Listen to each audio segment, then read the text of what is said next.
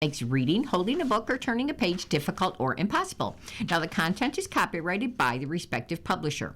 For more information, just visit us on the web at nfradioreading.org.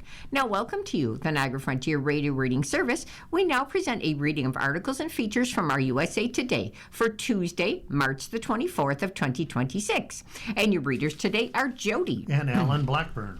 And I'm going to start you off right on my front page with ICE is sent to assist airport security. The National Guard is also an option, Trump has said. Immigration and Customs Enforcement officers began working at some U.S. airports on March 23rd as travelers have faced significant disruptions and TSA agent absences soared amid a partial government shutdown. Now, President Donald Trump said ICE officers would assist with the understaffed Transportation Security Administration employees, and White House border czar Tom Homan would be in charge of this operation. If there were not enough, he then later added, he would send in the National Guard. TSA employee absences reached their highest over the weekend since the shutdown began 5 weeks ago, the Department of Homeland Security has said. More than 11% of TSA employees nationwide were absent on March 21st. Now, the DHS has declined to share details about the ICE deployment on March 22nd, but CNN did report that ICE officers would be present at checkpoints in 13 airports.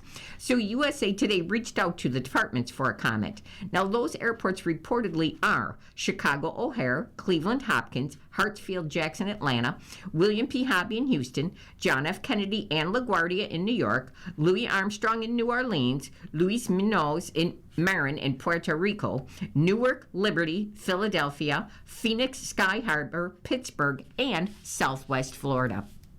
The shutdown, it has left tens of thousands of employees without pay since Homeland Security funding lapsed back on February the 13th.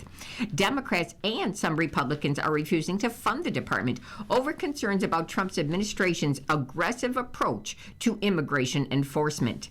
Now, the deployments were immediately apparent at some of the major airports. At about 9 a.m. Eastern Time at John F. Kennedy International in New York, ICE agents, they huddled in the check-in concourse of Terminal 5. In a statement on March 22nd, Atlanta Mayor Andre Dickens said federal officials indicated the ICE operation would support the TSA in crowd control and managing lines in domestic terminals, but it was not intended to conduct immigration enforcement activities. All federal personnel will report directly to TSA for the duration of this assignment, that mayor said. There are no requests for support from the Atlanta Police Department. Now, the labor union representing TSA workers criticized Trump's decision to deploy ICE, saying that their members spend months in training learning to detect explosives and weapons. Our members at the TSA have been showing up every day without a paycheck because they believe in the mission of keeping our flying public safe. Everett Kelly, the national president of the American Federation of Government Employees, said in his statement, they deserve to be paid, not be replaced by untrained armed agents who have shown how dangerous they can be. Now, on March 22nd, Trump reiterated in a post on Truth Social that he does not want to make a deal on Homeland Security funding unless the Democrats vote to pass the Save America Act. Now, the Safeguard American Voter Eligibility Act, that would require people to show documentary proof of U.S. citizenship to register to vote in federal elections. Passing the bill is far more important than anything else we are doing in the Senate, and that includes giving these same terrible people, the Dems, and this is in parentheses, who are to blame for this mess, a $5 billion cut in ICE funding, a deal which, even when disguised as something else, is unacceptable to me and the American people, Trump wrote. The U.S. and Iran talk of a deal to end the war. Military strikes on power plants are halted.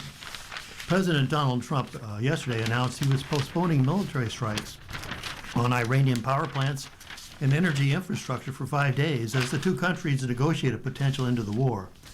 Over the weekend, Trump said the United States would obliterate Iran's power plants if the Middle Eastern country failed to open the Strait of Hormuz on March 23rd, marking a potential escalation in the 3-week-old war. Iran threatened to retaliate with strikes on critical energy and water systems in the Middle East. In his March 23rd message on Truth Social, written entirely in capital letters, Trump said he had instructed the Defense Department to postpone the strikes pending the outcome of the talks. He also told Fox Business Network that Iran wanted badly to make a deal, which could come together in the next 5 days. Trump said U.S. envoys Steve Witkoff and Jared Kushner had very strong talks with Iranian leadership on the evening of March 22nd and expected to meet by phone with Iranian leaders that Trump did not identify. We're dealing with a man who I believe was the most respected in the leader, Trump told reporters on March 23rd, adding that it is not the new supreme leader, Mojtaba Khamenei. Trump said that the Iranian regime had already agreed to end the country's nuclear program and that a deal could potentially involve the United States retrieving Iran's enriched uranium. Trump said if the talks go well, the war could be over soon. Otherwise, we'll just keep bombing our little hearts out. A source briefed on Israel's war plan said that Washington had kept it informed of the talks with Tehran and that Israel would likely follow Washington in suspending any targeting of Iranian power plants and energy infrastructure. Stocks surged yesterday after Trump reversed course, but the oil price retreated, with Brent crude trading around $100 a barrel after topping $110 overnight. Nationwide gas prices averaged $3.93 a gallon, little change from the day before, but up about $1 compared with a month ago. For consumers, it may be too early to assume the worst is over. With no signs of the war ending quickly, oil prices could rise further, adding to the upward shift in inflation expectations and sustaining the upward pressure on rates, said John Canavan, lead analyst for Oxford Economics. The International Energy Agency executive director said that on March 23rd that the crisis in the Middle East is worse than the two oil shocks of the 70s put together. The agency is consulting with governments in Asia and Europe on the release of more stockpiled oil, if necessary, due to the war. The American dream, it used to mean getting ahead. Now it just means staying afloat. Young people may even wonder, why even try? For decades, the American dream meant upward mobility, but many young people today define it as simply achieving stability. To them, securing housing, a stable career, healthcare, and education, they're essential steps toward living comfortably, according to research. But Gen Z and millennial Americans feel that path to stability is steeper and more precarious than it has been for past generations, and the dream feels outmoded or distant. Financial security, the report says, has become the single most important aspect of the American dream. Many years ago, the American dream could have been seen as being a movie star or living in a mansion, they said. But now, young people are not even dreaming that high. Today, young people face a low higher job market, prices that keep rising, never coming down after inflation hit a 40-year high in 22, competition from AI, a climate of deep political polarization, and geopolitical tension. They may not be the first generation to question the promise of the American dream, but it's no wonder, as one Gen Zer survey said, they think it's a lot harder than it has been in the past. Is that because life in the U.S. has become less affordable? An Investopedia analysis late last year found the American dream, it now costs $5 million over a lifetime. Or is it because Americans' expectations for their standards of living have increased? So what are the biggest barriers? Housing tops the list. Housing and healthcare costs are to start. Of those surveyed, 69% of young Americans said home ownership is an important aspect in their dream. Now that's compared with 54% of the general population. Yet it's also the biggest obstacle that is in their way. Picking and choosing among bills and worrying about their kids. Sherry Hall, who's a 66-year-old single mom, lives in Phoenix, said she worries about her children and her grandchildren's ability to get ahead when she herself is often forced to choose between just buying groceries, covering her medical care costs, and paying for her own utilities. In 4 decades working as an advocate for children and volunteering, she said, affording bills has always been challenging, but making it work didn't seem to be as hard as it now is today. For some young people, tough times, they're an eye-opener. Having a stable career and access to a good education is more important to young people's definition of the dream than the general population's. Now, some of these generational gaps may reflect broader societal shifts, but they also might speak to the fact that young people are experiencing economic pressure for the very first time. We're looking at 18 to 29-year-olds, and they're at that age when they are just now experiencing some of these systems. When it's your first time experiencing those stressors, well, it's going to be elevated. Where young people in the general population diverged most was the importance of community belonging as part of the American dream. Among young respondents, 61% said it was important, compared with only 27% of all adults. While growing up in the 2000s, Creek, he said, the dream represented the opportunity for everyone to work well-paying jobs, afford their home, and live in peace. The main thing I refer back to is the line that's in our Declaration of Independence. It's the pursuit of happiness, adding that he's not sure Americans are guaranteed that right today. It's sad to be sold something your entire childhood and then get out in the world and see it in practice and be like, wow, we really aren't. Do people still believe in the American dream? Though the report found that the dream is in transition, it concluded that the core idea still endures across generations and ideologies, no matter how it's defined. But believing that you can attain it, that may depend on who you ask. Now, a Pew Research survey found 53% of Americans said the dream is still possible in the year of 2024. Another 41% said the dream was attainable, but it isn't anymore. And 6% said that it was never even possible. Though only a small share of Americans overall felt the dream was never real, at 11%, Black Americans were about twice as likely to say this when compared with others. Now, people's own identities and circumstances, that seems to shape how they view the dream. A majority of adults over 50 said they do still believe it was within their reach, but then that share drops to 42% among those who are under 50. High-income Americans were more optimistic than those who are struggling to get by. 64% of those with upper incomes said, well, the dream still exists. Now, that's compared with only 39% of low-income adults. If you can't realize the dream, then maybe you can redefine it. If you ask Hall, she'll say she's living her own version of the American dream. It's different from the one that she had heard about growing up. She doesn't own a nice house or buy a new car every 2 years, but she has redefined it. Life's never been easy. It's not supposed to be. We're supposed to work, but not work yourself to death, she said. One of the things we found out as older people is that we work, and we were supposed to have the golden years. But now we're too sick and too tired. We're still looking for ways to work and create money because what we thought we could live on, we cannot. Now, still, despite owning nothing, Hall said she is free to go wherever and do whatever she wants. So that, to her, that represents the dream. I have people who love me. I have great support. I have lots of kids around. We cook together and I teach them, she said. I am very happy, and I have everything I need I have everything in the world. So what do I need? Well, you're listening to a reading of today's USA Today on the Niagara Frontier Radio Reading Service. And the time is 12:13. Pilot and co-pilot are killed after a jet hits a truck at LaGuardia Airport. And the collision closed the airport. 2 pilots are dead. Dozens of people are injured. And New York's LaGuardia Airport was closed yesterday after an Air Canada Express jet collided with a fire truck on a runway at New York's LaGuardia Airport the night before, officials said. An Air Canada Express plane was carrying 72 passengers and 4 crew members when it collided with the emergency vehicle late March 22nd. Catherine Garcia, executive director of the Port Authority of New York in New Jersey, said at a news conference, the Port Authority aircraft rescue and firefighting vehicle was responding to another aircraft operated by United Airlines, which had reported an odor issue, she said. In a statement released March 23rd, Air Canada identified its commercial aircraft as a Jazz Aviation Mitsubishi CRJ-900 and said the crash took place about 11:30 p.m. Jazz Aviation, which operates as Air Canada Express, confirmed the plane was headed to LaGuardia from Montreal.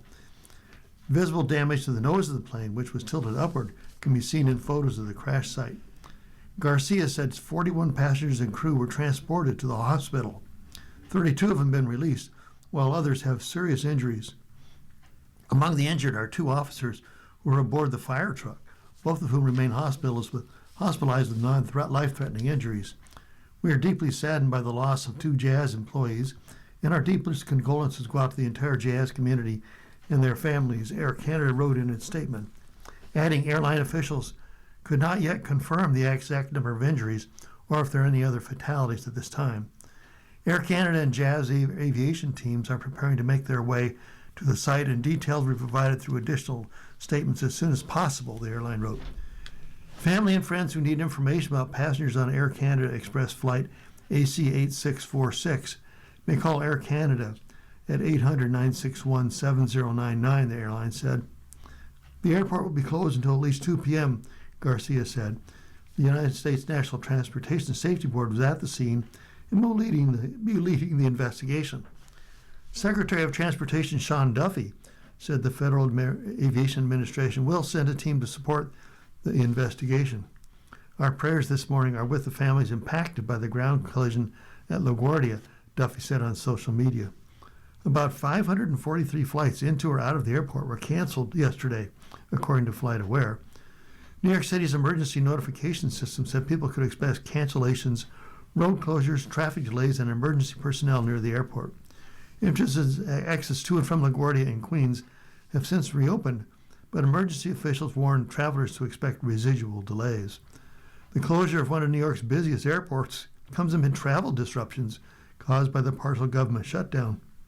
Absences among Transportation Security Administration workers reached their highest level over the weekend since the partial shutdown began 5 weeks ago, leaving tens of thousands of workers without pay.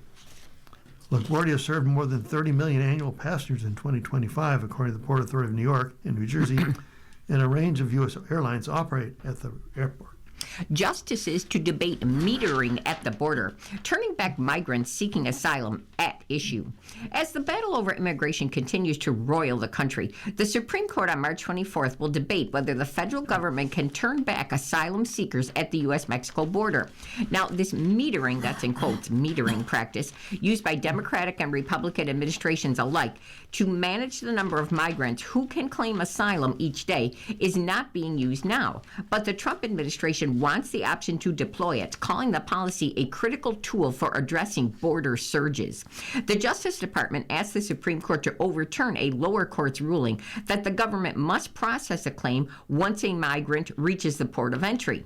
Immigrant rights organizations and asylum seekers challenging this policy argue the government has used it to turn away desperate migrants, even when there is sufficient staffing and infrastructure to deal with them. In a 2020 report, internal watchdogs at the Department of Homeland Security said, regardless of the port's actual capacity and capability, Border Patrol agents at some crossings routinely told migrants that they weren't able to process them.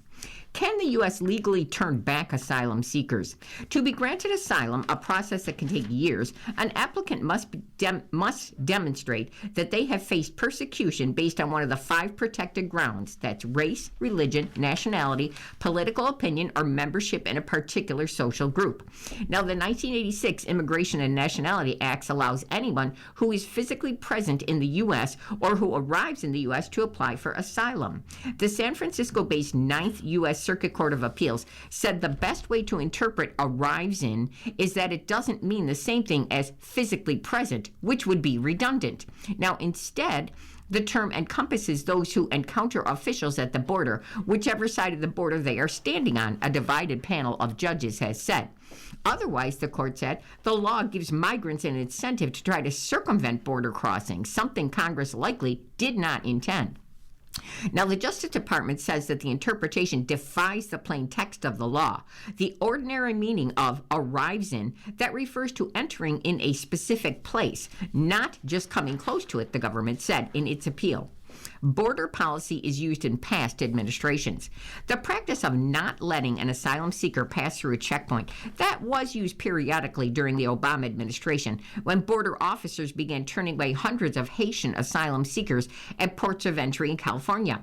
Customs and Border Protection officials could stop undocumented migrants from physically setting foot on U.S. soil whenever they considered a border crossing too busy. Now, the policy was formalized during the first Trump administration, and the Biden administration lifted that policy but allowed exceptions.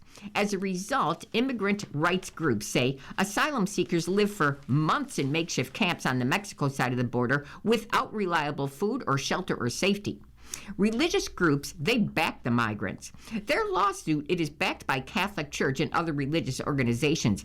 Every major faith tradition makes protecting the stranger a core value, says Lee Theoharis, executive director at the Kairos Center for Religious Rights and Social Justice. For Christians like myself, protecting and welcoming the immigrant is one of Jesus's first and most powerful teachings. But Eric Wesson, who's the top appellate lawyer for Iowa's Attorney General's office, said the justices have probably agreed to take the case because they believe the appeals court misread the law. As a textual matter, he said, I just find it really hard to believe that the Supreme Court that we have is going to interpret in the United States to include people who are stopped outside the border that are not in the United States. Cuba begins recovery efforts after another grid collapse. The second failure in a week adds to the island's turmoil. Cuba was restoring power to its national grid on March 22nd after the system collapsed for the second time in a week, amid a U.S. oil blockade that has dealt a major blow to the island's ailing energy infrastructure. The grid collapsed on the evening of March 21st at 6:32 p.m. after a major power plant in Nuevitas, a municipality in the island's eastern province of Camagüey, failed and went offline, setting off a domino effect of power loss for the rest of the nation, the national power operator UNE said on social media. The operator added that the island has set up microsystems of smaller closed circuits throughout the provinces to route and ensure power for vital services such as hospitals, blood banks, water supply, and food distribution. Power has slowly been restored to other parts of the island outside the microsystems, including two gas-fired power plants in Varadero and Boca de Harucom, and an oil-fired plant in Santa Cruz. The island also fired up a boiler at the country's largest power plant, according to the recent social media update from Cuba's energy ministry. The latest power outage comes as Cuba faces hardship, including multiple power outages, protests, and lack of oil, as a result of the U.S. blockade that has worsened the island's already outdated generation system. Cuba's national electric grid collapsed on March 16th, the second time in a month that has seen a series of outages, including one sparking a rare violent protest in the communist-run country. Those issues are exacerbated by what critics describe as an effective oil blockade in recent months. The United States cut off the flow of Venezuelan oil to Cuba following the capture in January of Venezuelan President Nicolás Maduro, an ally of Cuba's regime, and threatened to impose tariffs on any country supplying it with fuel, contributing to shortages that have disrupted air travel, ground transportation, and other essential services across Cuba. The honor of taking Cuba. Meanwhile, the Trump administration in January declared a national emergency over Cuba, calling the country an unusual and extraordinary threat to U.S. national security. President Donald Trump has set his sights on Cuba in recent weeks and suggested on March 17th that the United States would be doing something with Cuba very soon, even as the nations are said to be in talks aimed at defusing the crisis. Earlier in March, Trump said he believes he will have the honor of taking Cuba and claimed he could do anything he wants with the country. Both the United States and Cuba have confirmed they are in talks, with Cuba's top diplomat in Washington telling USA Today in an exclusive interview on March 13th that Havana was engaged in serious and sensitive negotiations with the U.S. government. Neither side has provided details of the ongoing negotiations, though Trump has portrayed Cuba as desperate to make a deal. Mass blackouts have occurred in Cuba before, including in 2024, and are often attributed to the country's outdated generation system, which depends on aging thermal power plants. The system uses about 100,000 barrels of oil a day for essential services. Court to mull the church's immigration moves. Catholic bishops issue rare condemnation. Several Catholic bishops have taken the extraordinary step of freeing parishioners from their Sunday obligation to attend Mass if they fear leaving their home makes them a target for immigration enforcement. The entire U.S. Conference of Bishops has issued a rare public condemnation of the Trump administration's tactics on illegal immigration. The church is now hoping its moral firepower will persuade the Supreme Court to rule against the administration in these two upcoming immigration cases. Strikingly, the U.S. Catholic bishops are making not just a legal but also an ethical argument in their court filings. The bishops view President Donald Trump's attempt to end birthright citizenship for some children born in the U.S. as immoral. The church wrote that in a brief supported by biblical passages. And allowing the federal government to turn away asylum seekers at the border would be a moral disaster, not just a legal error, the church wrote in a separate case that will be argued on March the 24th. It's the Catholic bishops saying that the position of the current administration is not only anti-constitutional and anti-American, but it's anti-Christian, says Daryl Miller, who's a professor at the University of Chicago Law School. That is a remarkable position for the Conference of Bishops to be making about our current administration. Most of the Supreme Court justices, they are Catholic. It's a view that would have uniquely receptive audience. 6 of the 9 justices, they are practicing Catholics. And 7th, Neil Gorsuch, was raised a Catholic. Ketanji Brown Jackson, he's Protestant, and Elena Kagan, she is Jewish. And while faith considerations aren't formally part of the judicial process, the justices' backgrounds, they are often scrutinized for indications of how they are likely to vote. The bishops have taken strong stands on immigration. The justices may have been aware going into this batch of cases of the strong stance of the Catholic Church it has taken on immigration. In November, the U.S. Catholic bishops issued a special message expressing concern for how immigrants are being treated in the U.S. It's the first time in a dozen years that the church has invoked that particular urgent manner of speaking. The last occasion was back in 2013 when the bishops criticized a provision in President Barack Obama's health care overhaul requiring some Catholic employers to cover contraception in their insurances. Now, the Supreme Court has sided with the church in recent cases. In one of a string of recent victories for the church, the court ruled back in 2020 that employers with a religious or moral objections did not have to help provide insurance coverage for contraceptives under the Affordable Care Act. After siding with the Little Sisters of the Poor in that case, the court back in 21 ruled in favor of a Catholic social services agency that refused to certify same-sex couples as foster parents. Then, last year, the court unanimously backed a Catholic charity in Wisconsin in a dispute over unemployment tax exemptions for religious groups, but deadlocked over whether to allow the church to create the nation's first religious charter school in Oklahoma. Even when the church is not a direct participant in the case, the U.S. Catholic bishops will weigh in on legal battles that touch upon important tenets of the Catholic teaching. The church notes that Jesus Christ was a refugee. The immigration case the court will debate March 24th, it concerns the government's ability to limit the number of people seeking asylum at border crossings by prohibiting migrants from setting foot in the U.S., where the law allows them to request protection. Immigrant right organizations and asylum seekers challenging this turnback policy argue that the government has falsely claimed migrants were being denied entry because the border crossings lacked capacity to process them. Though the policy is not being used now, the Justice Department wants to retain the option of using it. The U.S. Catholic bishops note that Christ, whose parents fled with him to Egypt to escape persecution, he was a refugee. Moral argument is predicated on history. Miller, the University of Law professor, views it as a shrewd move for bishops to make a religious-based argument. They know that this is a Supreme Court that tends to be sympathetic to the appeals that sound in the mode of religious discrimination, he says. And to say that this is a form of anti-religious bigotry is going to land different with this court than it might have with the court 20 or 25 or 30 years ago. The moral argument is really predicated on history, he says. So, can the justices be swayed by moral arguments? University of Virginia law professor Douglas Laycock, he's a leading authority on religious law, said, moral arguments matter most when the law is unclear. This is a court that claims to be textualist and often claims that policy issues are not its concern, he said in his email. If the law can readily be interpreted in more than one way, moral arguments may help the judge choose, even though many judges don't like to admit that, even then. Now, though Laycock doesn't see much ambiguity in either immigration case, he said the possibility that a supportive filing or an amicus brief could make a difference that is too important to ignore. You're listening to a reading of today's USA Today on the Niagara Frontier Radio Reading Service.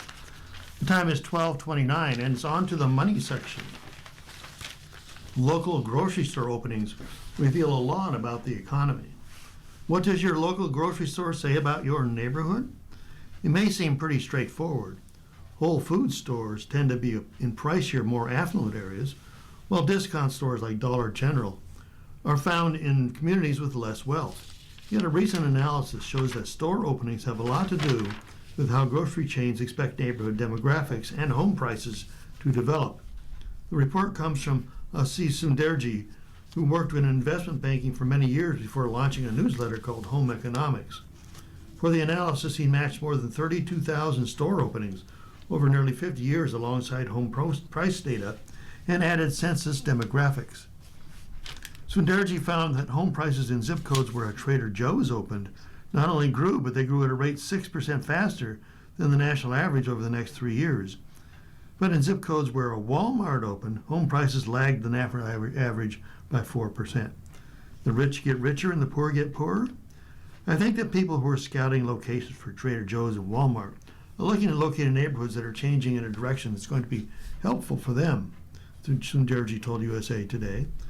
Trader Joe's, for example, may opt for pretty well-educated, relatively higher-income people, although not necessarily in the most expensive neighborhoods, he said. Residents of the neighborhoods where a Trader Joe's store opens are likely to be college-educated. 52% hold a bachelor's degree, and tied with Whole Foods for the highest rate of any chain and well above the national average. The median household income in those neighborhoods is $82,000, also the highest of any chain, and the median home values are $425,000 before the store arrives. In contrast, Walmart's clientele, little bit lower income, and probably in places where home prices are going up less quickly, live in slightly more economically stagnant places. The typical Walmart store opens in neighborhoods with a median household income of $49,000, where 23% of the adults hold a college degree, and home values sit at $144,000, one-third of what the homes cost in Trader Joe's zip codes. The divergence in fortunes between the Walmart neighborhoods and the Trader Joe's neighborhoods tells a bigger story, Sunderji says. It's almost like the grocery store story is a bit like a window on a broader thing happening in America about affordability and inequality. Those retailers tapped into an unfortunate reality about the American economy in recent years. Those on the upper end of the income and wealth divide are doing better, while the fortunes of those on the lower end aren't faring as well. And as he wrote in his report, the K-shaped economy runs through the grocery aisle. And design is okayed for the Trump gold coin. The move shatters the mint's long-standing norms. The U.S. Department of Treasury has taken a big step forward in a plan to etch President Donald Trump's portrait on a 24-karat gold commemorative coin. The Commission of Fine Arts, an advisory board whose members were handpicked by Trump, approved the general design on March 19th for a gold commemorative coin emblazoned with our president's image.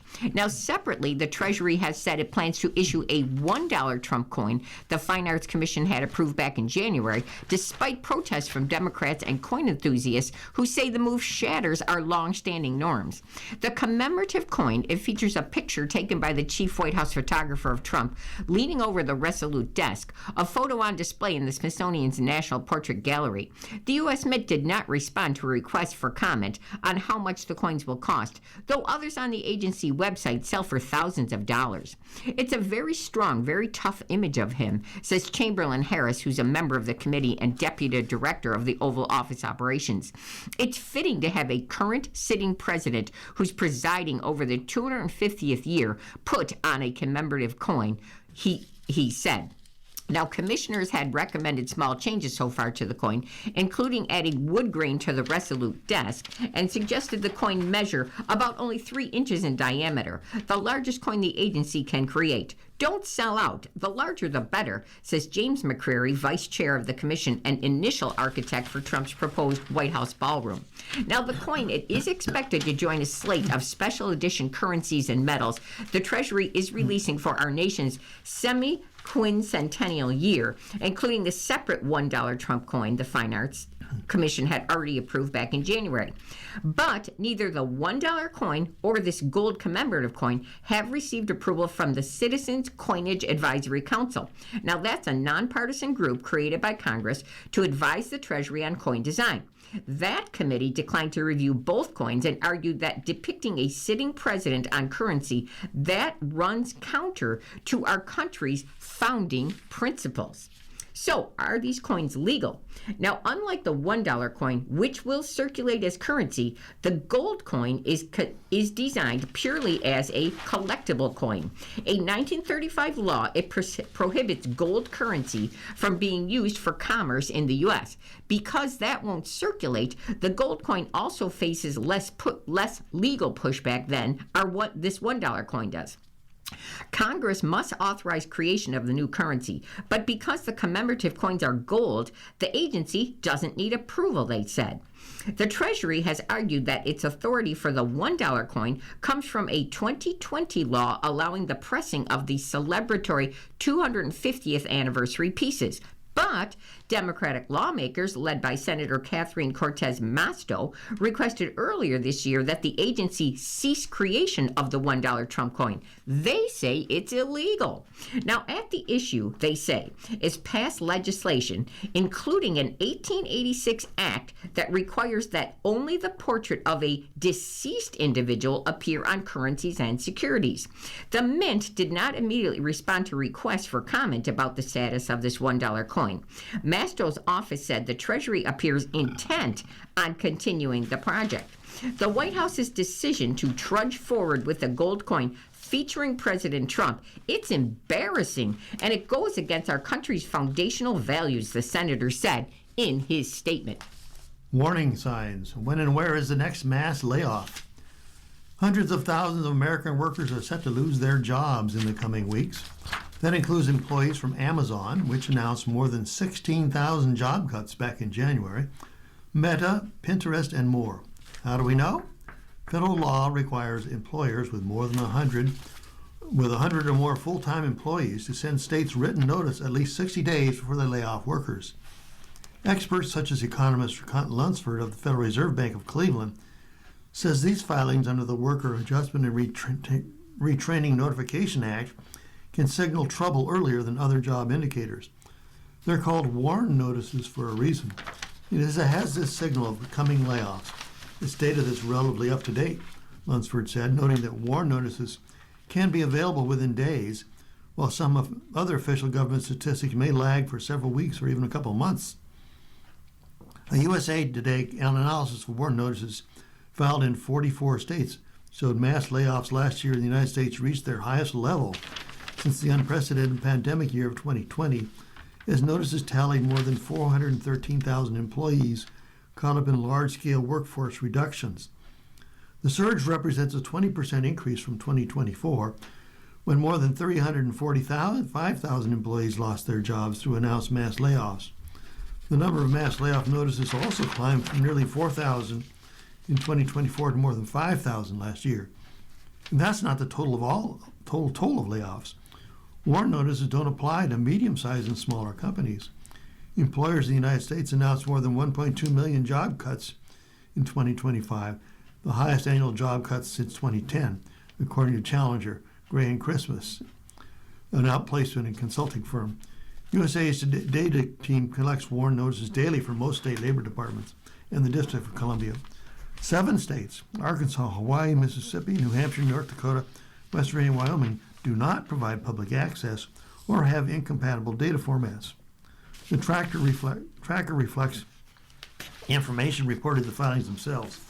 Because the states set their own reporting policies, some notice filings can lag weeks behind a mass layoff announcement, and companies may later amend or withdraw filings. Still, the notices offer a window into what's happening at the larger firms. On October 28, 2025, Amazon cut 14,000 corporate jobs, filing multiple warn notices to different states on the same date. And Gordon McCreary, an Amazon software engineer based in Seattle, knew the layoff was coming. Months before the announcement, the pressure had become relentless, with tight deadlines, late nights, and weekend work. On the day before the layoffs, he said the whole office was talking nonstop about the layoff rumors. By the time the layoff happened, I think about half my team had taken a disability leave or family medical leave, McCreary said. His team was in charge of Rufus, Amazon's AI shopping assistant. 69 employees were laid off in McCreary's office, according to the warn notice. The company reported 2,000 layoffs in all of Washington. Jenna Wright, who's 30 and a Chicago-based Amazon employee, didn't see it coming at all. She had just been promoted to senior program manager overseeing the Amazon chatbot for customer service and its expansion to new countries, 27 days before the layoffs.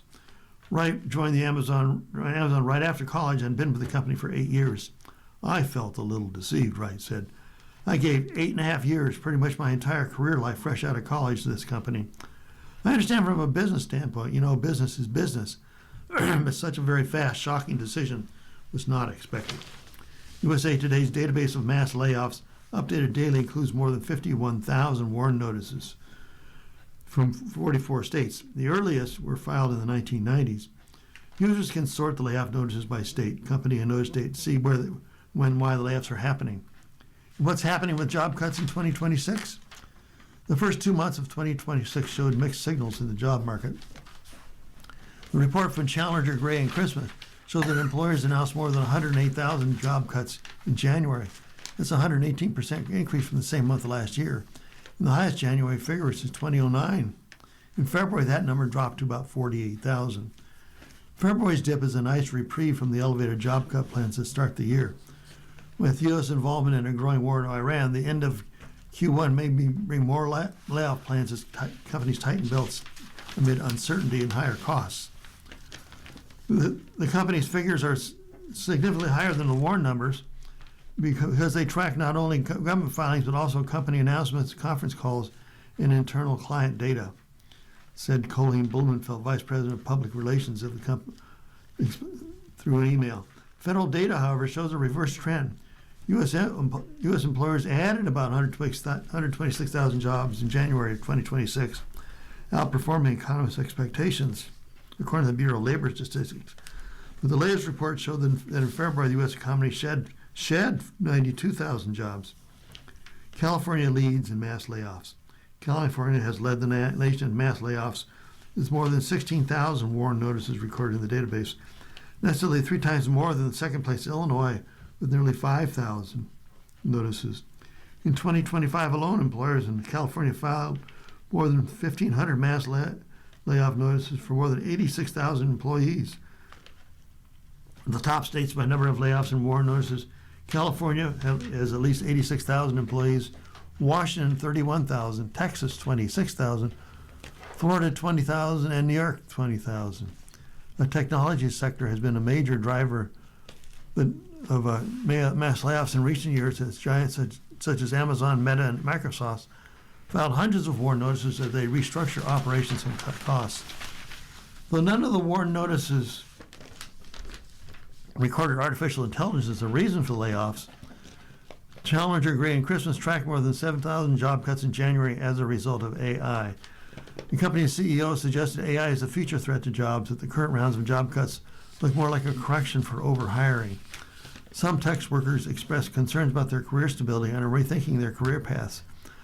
I don't know, especially with all the changes from AI changing the way we do work, if software engineering is even going to still be a thing 5 years from now, McCurry said. He has been searching for a job at a nonprofit or with a local government, hoping to find work that he feels more meaningful or where the work culture is less toxic. Annalise Goger, a workforce policy expert, argues that a lot of companies misunderstand how AI will reshape work and that companies are too quick to resort to job cuts when adaptation might be the better strategy. AI is changing what you do, not necessarily getting rid of a whole role. If we can encourage companies to take that route rather than layoffs, it'll be better for society as a whole because it avoids that major shock of displacement and all the negative impacts of that. And what's the advantage of warn notices? By giving advance notice of layoffs, warn notices are meant to act as a financial and psychological buffer. They allow employees to avoid financial commitments they can't meet, begin job searches that often take 2 months or longer, and prevent falling off a cliff financially. USA Today's analysis of warn notices with filing and layoff dates shows thousands of notices failed to provide the required 60-day notice before mass job cuts. It states very significantly in how they enforce the requirements, and there's no federal agency monitoring compliance.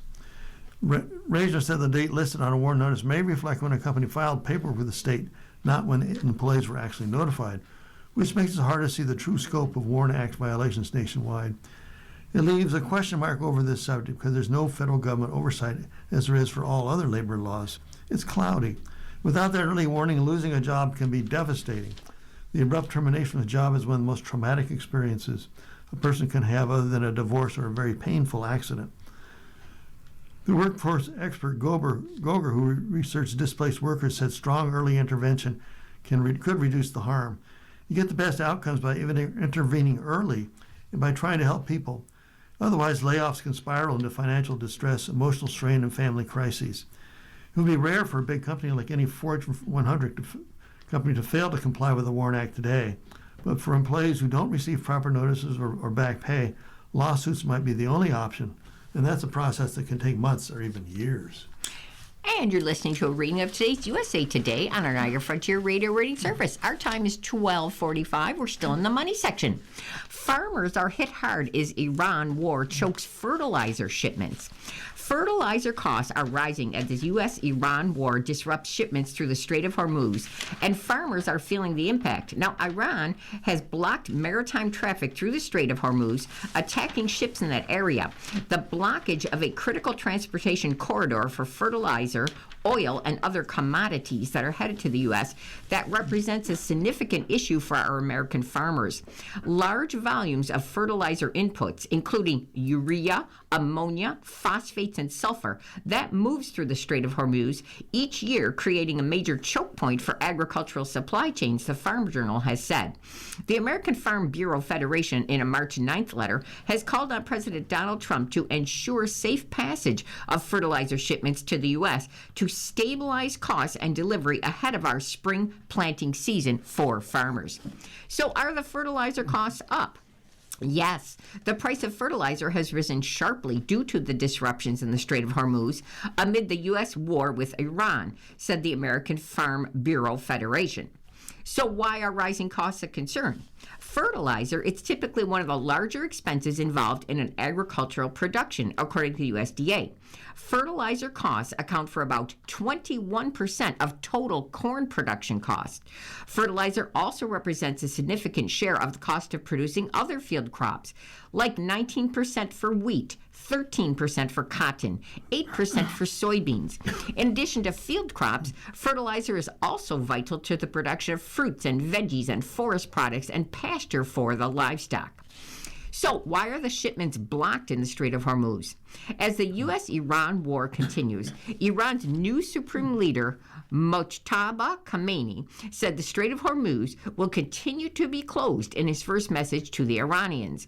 Iran has attacked ships in that critical strait throughout the war, though selective passage has now been allowed. So, what is the Strait of Hormuz? The Strait of Hormuz, it's a water corridor between the Persian Gulf and the Gulf of Oman. That's a crucial waterway that carries about 20% of the world's oil shipments. The Strait of Hormuz is approximately 30 miles wide at its narrowest point between the Omani Musandam Peninsula and Iran. Here's an Ask Johnny column by Johnny C. Taylor, who's the president and CEO of the world's largest trade association of human resources professionals. And he always has topics about human relations. As a recent college grad, you may have more experience than you think. Question: I'm a recent college grad, and every entry-level or junior role I see asks for experience, but I don't have any. How can I get my foot in the door? Asked Anika. Answer: let me start with a short answer. You likely have more experience than you think. You're not just framing it correctly. Too many early career professionals assume experience only counts if it came with a full-time title and a paycheck. But that's not how most employers look at it. Though, especially for entry-level roles, experience is about skills applied, problems solved, and responsibilities handled, not just where you work. Academic projects, internships, group work, presentations, campus leadership, volunteer roles, freelance assignments, and even retail or service jobs all count. What matters is whether you can translate those experiences into workplace skills, which are communication, teamwork, time management, accountability, and problem solving. That translation starts with your resume. Focus on outcomes, not tasks. Instead of worked on a group project, say what you delivered, how you contributed, and what changed because of your work. Quantify results whenever possible. Entry-level hiring is as much about potential as it is about prior roles, and your resume should make that potential obvious. Internships remain one of the most effective entry points, even after graduation. Short-term contract or project-based roles also count. They build credibility, expand your network, and often lead to full-time opportunities. Waiting for the perfect first job is a mistake. Momentum matters more than titles early on. It's also important to manage expectations. Entry level means just that. The work may not be glamorous, but it's how you earn trust.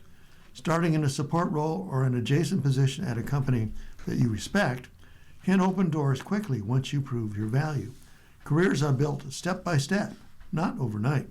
And network is not optional. Most roles are filled through relationships, not job boards. Reach out to alumni, attend industry events, ask for informational conversations, not jobs. Be prepared, respectful, and concise. Persistence pays off. Entitlement is a turnoff. And while you search, keep building skills. Certifications, short courses, and micro-credentials strengthen your profile and show initiative. Employers notice candidates who take ownership of their development rather than waiting to be trained. Finally, get comfortable with rejection. It's part of the process. Every no gives you information about your resume, your pitch, and where to focus next. Adjust and keep moving. Breaking in isn't easy, but it's doable. Stay focused, stay flexible, and remember this: every professional you admire once started exactly where you are now. Google agrees to cut data center power use during its peak demand. Google has signed agreements with 5 U.S. electric utilities in the states from Arkansas to Minnesota to curtail its electricity use during periods of peak demand, the company said on March 19th, in its latest effort to secure power for fast-growing data centers amid slow additions of new supply. Now, immediate access to large amounts of electricity has become one of the biggest obstacles in big tech's race to expand artificial intelligence technologies, which are developed in energy-intensive server warehouses known as data centers. Now, with power supplies running short in some regions in the country and new infrastructure often taking years to build, technology companies have recently taken unusual steps that have included constructing new power plants or bringing shuttered nuclear units back online. Now, under this demand response agreement, Google will reduce electricity consumption at some data centers when demand on the grid is exceptionally high. This is a really important tool for meeting future demand, says Michael Terrell, Google's head of advanced energy. Power demand, it typically spikes on very hot or very cold days. When homes and businesses, they ramp up their heating and cooling, that increases the risk of rolling blackouts. Utilities and grid operators maintain extra reserves and have long contracted with large energy users, including manufacturers and cryptocurrency miners, to scale back consumption during its peak periods.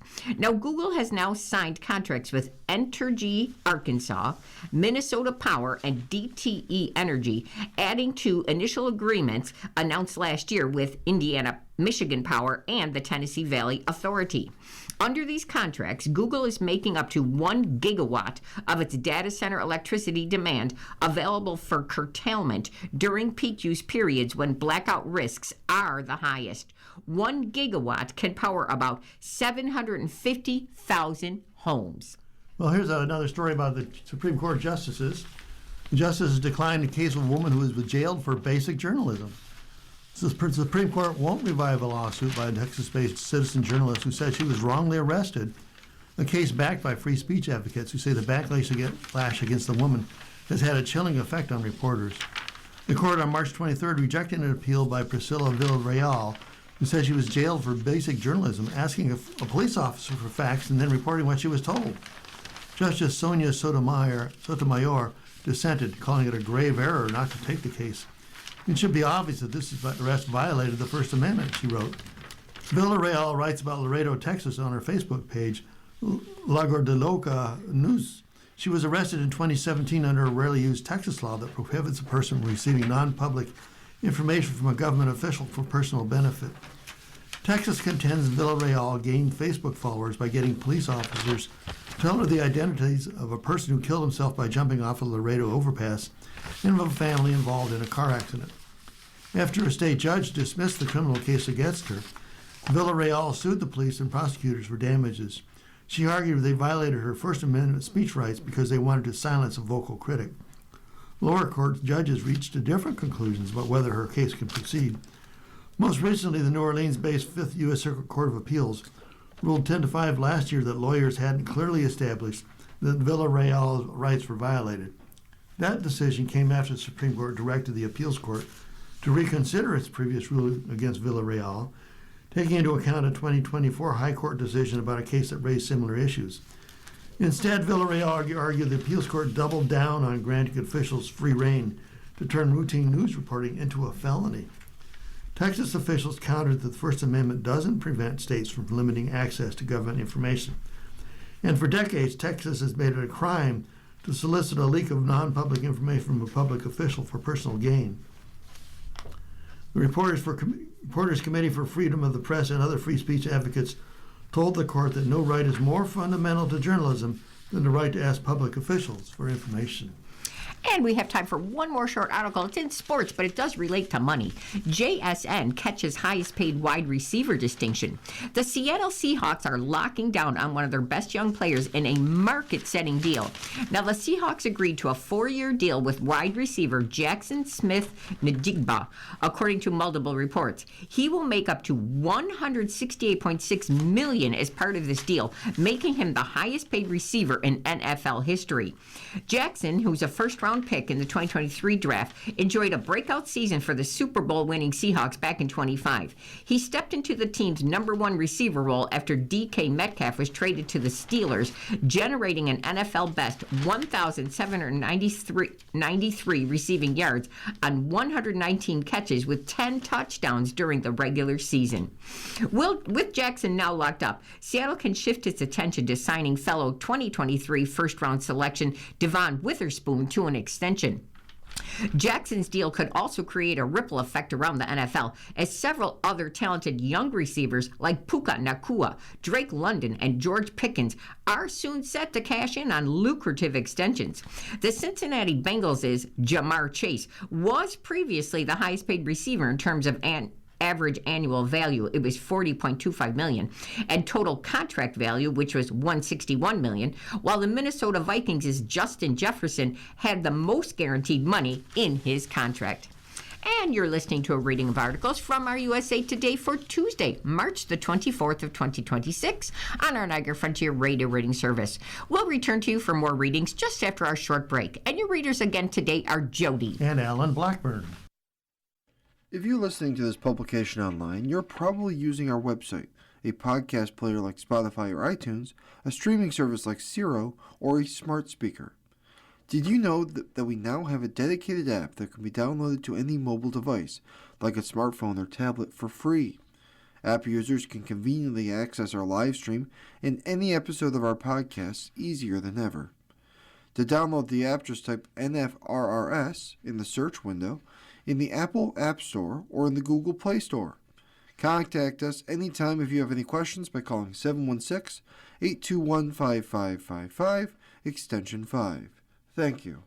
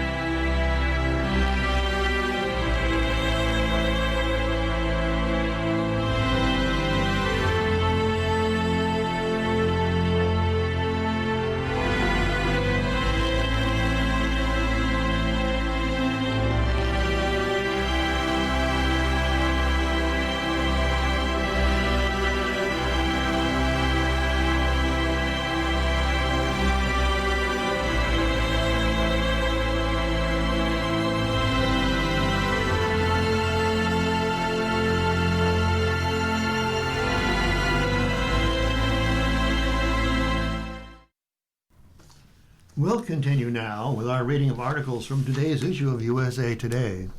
Your readers are Jody. and Alan Blackburn, and we're on to the sports section. Iowa men blow off some of the chalky madness. Thank you, Iowa.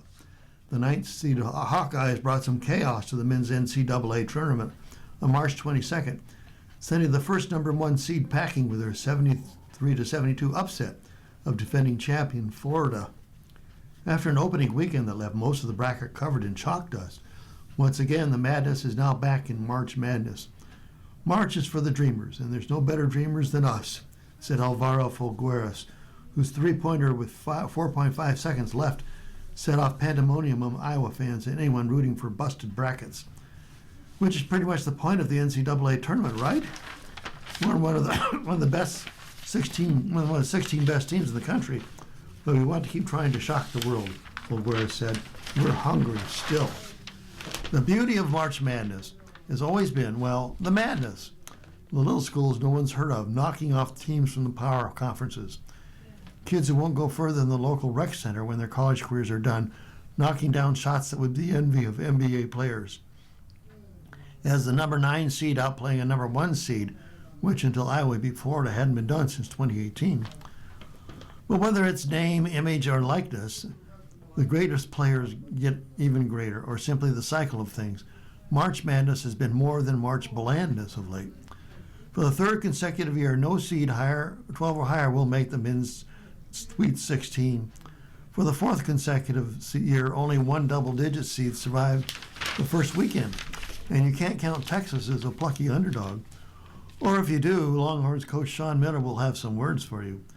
I don't think we ever want to sign up for be Cinderella story because we're the University of Texas, Miller said, after his 11th-seeded team beat Gonzaga on March 21st.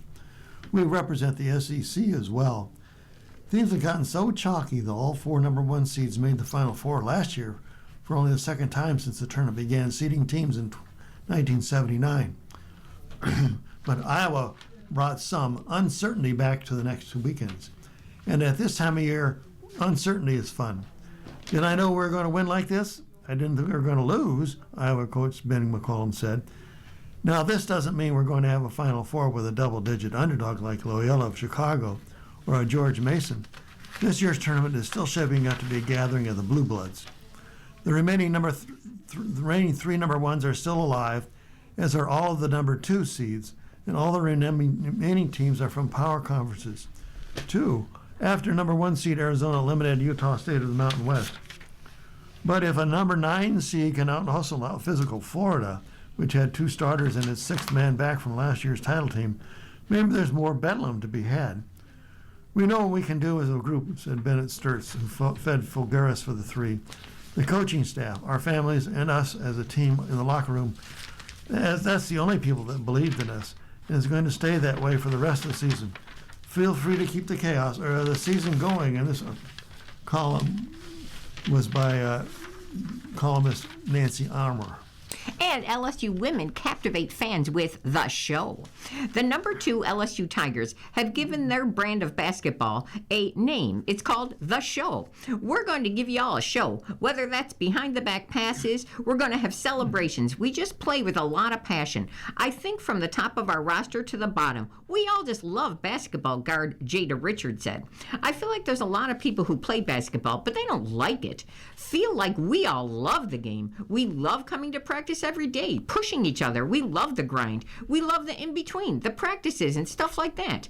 LSU women's basketball, we have the grit, the passion, so that's why we're the show. LSU owns the most explosive offense in the country. The Tigers average just over 95 points a matchup. They have 4 players who average double digits and have the highest producing bench in the nation. That's 39 points per game. Now, I feel like we're just appealing, and we're fun to watch. From our celebrations and what we're doing on the bench to what Coach Mulkey's wearing to the coaching staff. What outfits we're going to wear to the game. I think we're were just fun, guard Michaela Williams told USA Today. But the show, it's off court too. On the eve of LSU's second round matchup against Texas Tech, the Tigers are in their locker room, complete with vanity lighting, a salon, and a beauty station to get prepped for game days. As USA Today entered the room where the players were congregating for media interviews, a massive card game was going on. The Tigers were playing War and chatting about other games they needed to learn, like Gin Rummy. Now, the scene in the locker room, it might have been filled with childlike joy and raucousness, but it's amazingly calm and controlled, much like an actual show. Every player enjoys the time together and doing so on their own terms, similar to how LSU has played all year. The players are the show, and they enjoy being in the show while playing basketball, never losing sight of that ultimate goal. We're very intentional about improving things, like there's always room to improve, guard Zakia Johnson has said. Now, with LSU advancing the women's NCAA tournament, the Tigers now will take the show out on the road. LSU will play number 3 seed Duke at the Golden One Center in Sacramento, California, when the Sweet 16 unfolds on March 27th. Multiple players have told USA Today they look forward to traveling because no matter where they go, people will enjoy watching them play. It's exciting. I feel like we don't play basketball like any other team. We're very exciting. We're just a vibe, they said. When we go all out and we sell each other's people's arenas, it don't get much bigger than that. It's like home games at away games. So I just think that's pretty cool. That's the show for sure. And here's another column by Nancy Armour about soccer. On-field mandate. FIFA does something good for the women's game by requiring representation in coaching leadership roles. For once, FIFA did something good for the women's game, no less. The number of female coaches and female support staff is going to jump after FIFA mandated teams playing in any of the women's tournaments have at least 2 women on their on-field staff. One of those must be either the head coach or an assistant. This is a great development for the women's game, Emma Hayes, coach of the U.S. women's national team, told USA Today Sports through U.S. Soccer. I can think of so many female coaches across the women's game that deserve the opportunity to lead or to be a part of high-level coaching staff, and this will assist in providing more of those opportunities, added Hayes, a vocal proponent of getting more women in leadership roles. On March 19th, the day of the announcement by the FIFA Council, it's an amazing day for women's football, and maybe, just maybe, it'll spur progress beyond that. While opportunities for women to play sports continue to increase around the world, the number of women in coaching and support staff roles remains appallingly low. As the women's NCAA Division I basketball tournament tipped off last week, for example, more than 50% of the head coaches are men, and that's the case in the WNBA too. In the NWSL, only 4 of the 16 soccer teams have female head coaches. At last year's College Cup, the head coaches of all 4 teams were men, and national champion Florida State's 3 assistant coaches also were men. At the most recent Women's World Cup in 2023, only 12 of the 32 teams were coached by women. Part of the problem is the misogyny baked into society, the notion that women don't have the skill set necessary to be leaders, which is, of course, nonsense. Hayes took over a U.S. team that had just made its earliest exit ever in a major international tournament, and less than 3 months later, led the Americans to the gold medal at the Paris Olympics.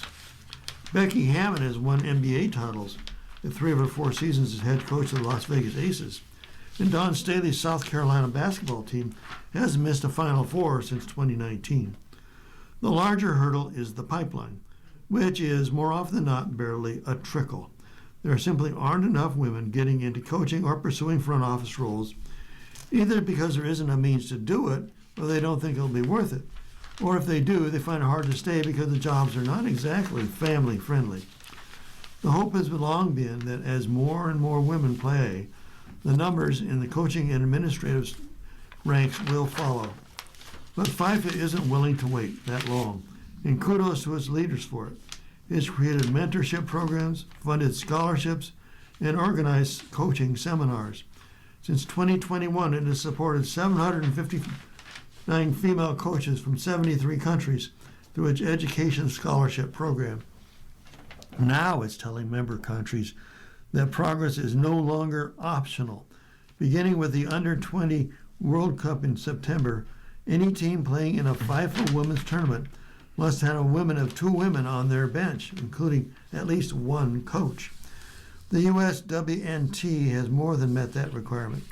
Hayes' top assistant and the team's top athletic trainer are also women. There's simply not enough women in coaching today.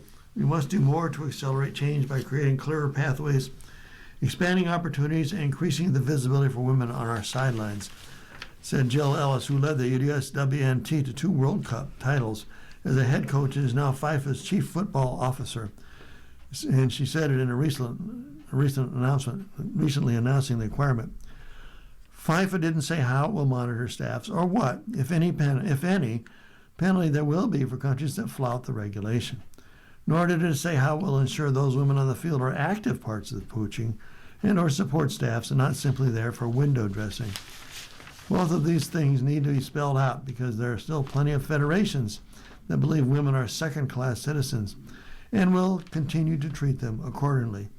FIFA be damned. It wasn't even 3 years ago, after all, the then head of Spain's federation thought it was okay to kiss newly minted world champion Jenny Hermoso without her consent. Still, this is an incredibly positive step that will benefit women and players across the globe. FIFA might be a craven organization and President Gianni Infantino morally bankrupt, but Infantino promised to elevate the women's game, and to his and FIFA's credit, they have taken steps to do that. The World Cup has been expanded and the prize money increased, and more funds directed toward the women's game. Still not enough or nor equal to what the men get, mind you. FIFA did doing something good. There might be some hope for this world after all. And here's a picture of Jill Ellis, who's now FIFA's chief football officer, who was in the women's national soccer team, and shown with her staff in 2019. And there's 1 woman and 2 men. She has her head on her hand, looking amazed at something happening on the field. And you're listening to a reading of today's USA Today on our Niagara Frontier Radio Ready service. Our time is 1:11. We are still in sports, and we're going to talk the PGA Tour.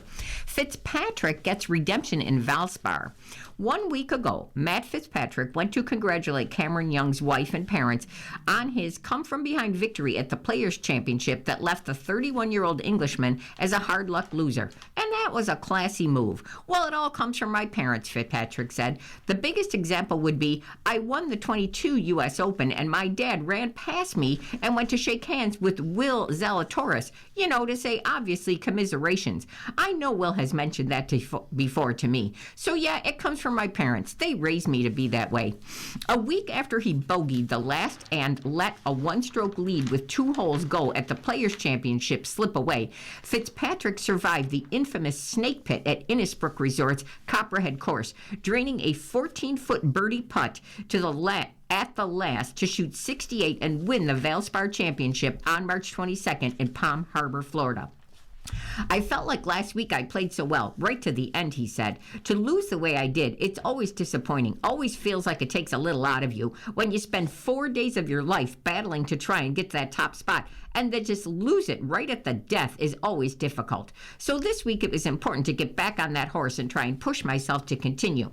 Before making the clutch putt, Fitzpatrick had never birdied the 18th hole at the Copperhead course in 11 previous rounds. Well, he picked a good time to hole one.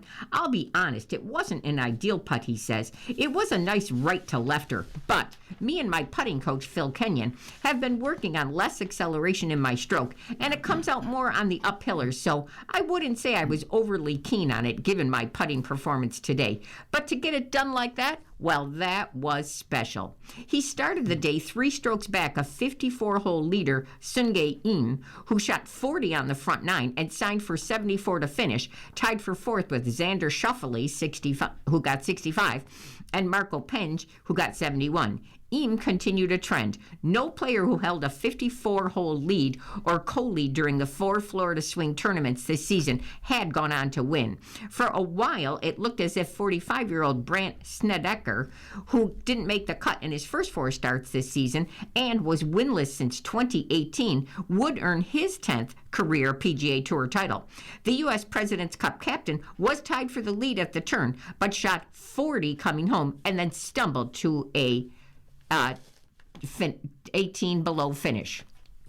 It was the third career PGA Tour title for Fitzpatrick and his first win since the 2023 RBC Heritage. He signed for an 11 under 273 total, one stroke better than David Lipsky, who was 70. Fitzpatrick emerged from a bunched leaderboard that included 14 players within 3 shots of the lead and a 5-way tie at the top for a stretch.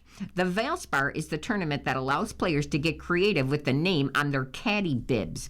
So while Alejandro Tosti grabbed headlines with his Nita wife, Fitzpatrick went with Frogget Grit, which he explained was a nickname his friends had given him for his hard-nosed grit. At the Valspar, Fitzpatrick was the only player in the field who was bogey-free on the weekend and the third winner to go bogey-free during the final round. He joined Luke Donald in 2012 and then Kevin Streelman in 2013. He was the only player to shoot 4 rounds in the 60s and made just 4 bogeys during the tournament, fewest of any player in the field. Frogget Grit. It was on its finest display. Now, Fitzpatrick dominated with his iron play. He ranked first in strokes gained, tee to green, second in SG, approach, and tee and proximity. He has improved from 127th in the SG approach in 2024 to 76th last season and then 15th entering this week. He ranked second in the field at the Valspar, continuing a trend since he began working with Mark Blackburn. Fitzpatrick also ranked first in scrambling, including 12 of 12 on the weekend. Only his putting had been holding him back. I felt frustrated all day that I had not made anything, he said. That is, until he holed a 30-foot birdie putt at 15 to reach 10 under and tie Lipsky for the lead. Then Fitzpatrick canned the birdie at the last and pumped his fist. Now Lipsky, a 37-year-old veteran pro seeking his first PGA Tour title, he birdied 14 to reach 10 under and watched Fitzpatrick's celebration from the right rough on 18. Asked what he was thinking at that moment, he said, I guess I have to hit this close. He was 123 yards out and in between clubs and facing a tricky lie. His approach settled 33 feet from the hole. Almost pulled it off. Almost made the putt. So it was close, and hats off to Matt for making that putt, he said. Now, with a gritty back nine performance that showed he's capable of closing, Fitzpatrick became the first player to win the week after finishing runner-up at the Players since David Toms won the Charles Schwab Challenge back in 2011, when the Players used to be contested in May. Now, any win is fantastic. To me, just getting over the line is always difficult. It's so hard to win out there, Fitzpatrick said. To win this week, well, it's a big stepping stone for moving forward. Well, I noticed that he made more money finishing second of the Players than he did for winning the Valspar. On to horse racing, or car racing. Darlington can't tame Tyler Reddick's run in 2026. Got any other ideas? Because all the curveballs the NASCAR Cup Series is throwing at Tyler Reddick aren't working right now. On March 22nd, for the 4th time in the 6 races this season, Reddick won. The driver of the 23 XI Racing's number 45 car overcame early electrical issues and a throwback performance by runner-up Brad Keselowski to tame the Goodyear 400 at Darlington Raceway. Keselowski claimed the first 2 stages and led a race best 142 laps, but Reddick snatched the lead with 28 to go and held on to it. He crossed the finish line 6 seconds ahead of the field. Reddick began from the pole position. He led 77 laps, more than everyone other than Keselowski. But it didn't have the makings of an ideal day early. On lap 44, he had a slow stop due to a tire change issue. Reddick also complained of voltage issues on lap 2 after hitting a bump hard in turn 2. He pitted before road opening after stage 1 to change the battery and check the alternator belt. His team determined it was an internal problem in the alternator, and because of the early stop, Reddick was relegated to the back for stage 2 restart. He later mentioned potential brake trouble. Reddick finished in the top 5 in each of the first 2 stages, though, and jumped back in front late. He maintains a 95-point lead over Ryan Blaney in point standings. I know never to give up, Reddick said. I think it's very fitting that when we finally get our first win here at Darlington, the Lady in Black would test us like that. We've been so close so many times. I mean, lap 1, we had the charging problem. The battery wasn't charging at all. All day long, just not running fans. I sweat my tail off inside the race car. The 2026 season opening Daytona 500 winner was previously placed second 3 times at Darlington. Across the first 5 races of the year, Keselowski led 14 laps, leaving Darlington. That number now sits at 156. It marked his second top 5 of 2026 and the first since the Daytona 500, where he slotted 5th. In the previous 4 races, Keselowski placed 17th, 20th, and 15th and 10th. He ranks 9th in the point standings, 143 behind Reddick.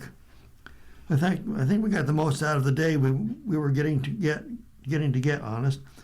But we scored a lot of stage points. Second place, first place loser, but that's okay. Keselowski said, "We're doing things we need to do and making the most of the days we have."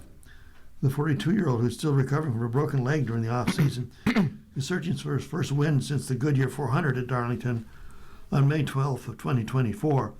Martinsville Speedway and the Cookout 400 is the Cup Series' next start on March 29th. Michaela Schifrin prioritizes her mental health. All the talent in the world isn't enough. Not when the eyes of the world are trained on you. Not when the expectations on you are bigger than the mountain you're standing atop or the arena you're in the middle of. You can't have put in thousands of hours. You can have put in thousands of hours of physical work, and still it's not enough. At some point, you will falter. You will be awash in doubt, and your body might even rebel against you. Now, the difference between overcoming it and being the peanut gallery's latest object of scorn, or worse, pity, is what else you did. The work you do mentally to prepare yourself for this moment, emotionally and psychologically, as well as physically. Everyone used to think it's weak to be vulnerable, and it's actually quite the opposite. Anyone can mask anything. It's far more courageous to stand on the stage and say, "This is going on with me," says Abby Fox, who's a licensed clinical psychologist. The 2026 Milan Cortina Olympics provided another reminder that elite athletes, they're neither robots nor superhuman, as well as the importance that they emphasize on their mental health as much as their physical health and training. Figure skater Ilya Malinin fell apart under the weight of the pressure, not even making the podium in an event that he was considered a shoo-in to win. Schifrin, having learned from her own nightmarish experience at the 22 Beijing Olympics, was able to tune out that external noise on her way to winning gold this time. It's the mental aspect that pulls everything together, the performance aspect and the delivering that comes down to mental. Simone Biles, who has become a fierce advocate for mental health after her own experience with the twisties at the Tokyo Summer Olympics, told USA Today Sports. Looking for quiet in her mind, Schifrin began working with Fox after the Beijing Winter Games at the suggestion of her mother, Eileen, who is also one of her coaches. Now, Schifrin, who turned 31 on March 13th, has always been introspective. She has been open about her profound grief over the unexpected death of her dad, Jeff, back in February of 2020. She has not shied away from her complicated feelings about the Olympics, but there's a difference between giving voice to those things and giving them power. You have to live in a way that's true to who you are and accept the discomfort of other people, not always approving and sitting in that, she said. She's someone who can say now, "That hurts me, I'm uncomfortable," and that's okay. What we try to avoid holds more power, Fox says. It can diffuse us, and it doesn't hold power. The Olympic problem is back in the biggest spotlight. Schifrin and newly minted Olympic downhill champ Breezy Johnson, they were paired for an event, which they'd won when it made its debut last year's World Championships. When Johnson won the downhill portion, the gold medal seemed a given, except Schifrin had an uncharacteristically slow run, finishing 15th out of 18 skiers and dropping her and Johnson to 4th. She had barely gotten her skis off when the criticism and the psychoanalyzing began. We had conversations around choking, freezing, the pressure of the Olympics, the really dark side of criticism, Fox said. We really had to get strategic about coping with whatever the world was going to have to say.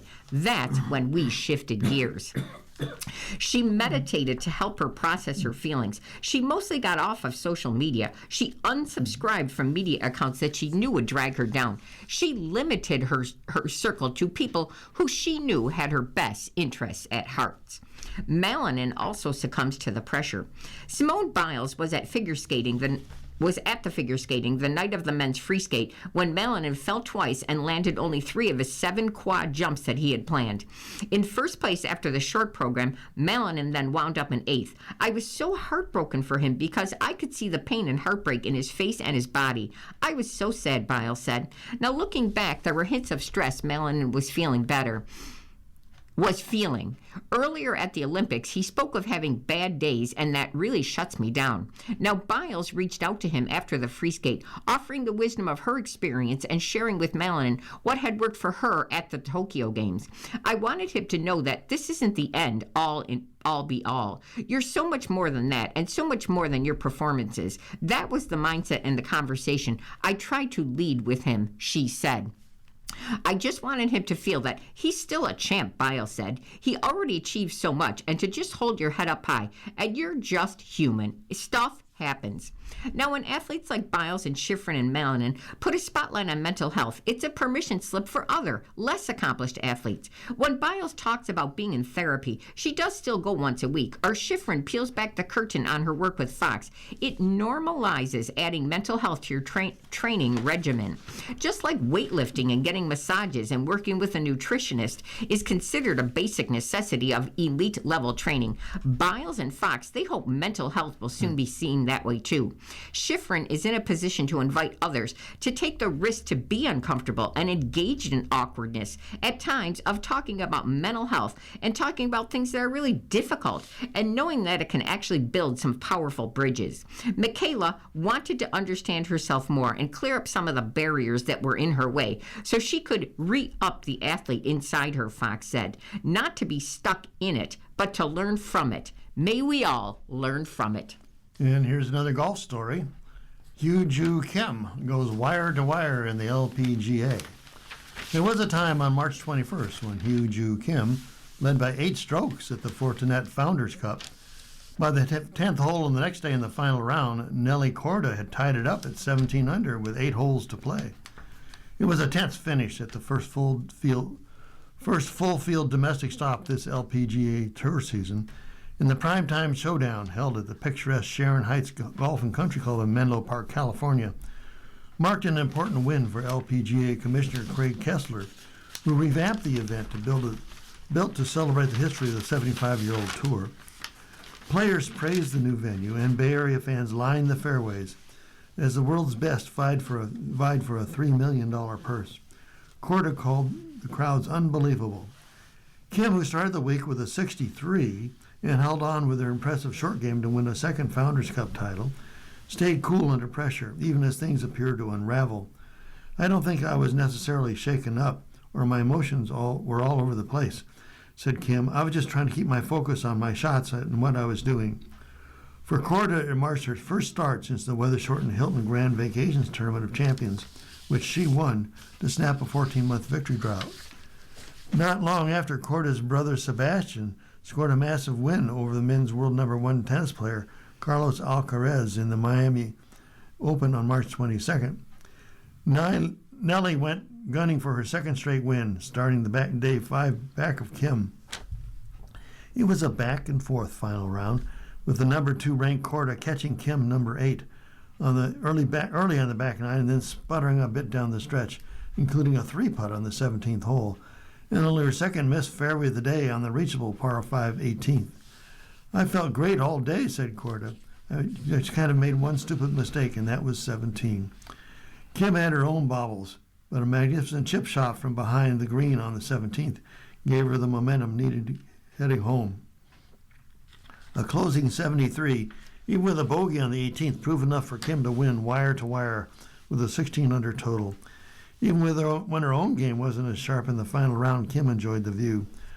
I actually really liked Nelly's swings out of all the LPGA players, said Kim. Instead of even watching a video, I was able to see it in real life today. And I think I was just able to learn a lot today. The tour is next to Arizona for the Ford Championship, where Kim is the defending champion. She now has 8 career victories, and as Grant Boone noted on telecast, has won in her teens, 20s, and 30s.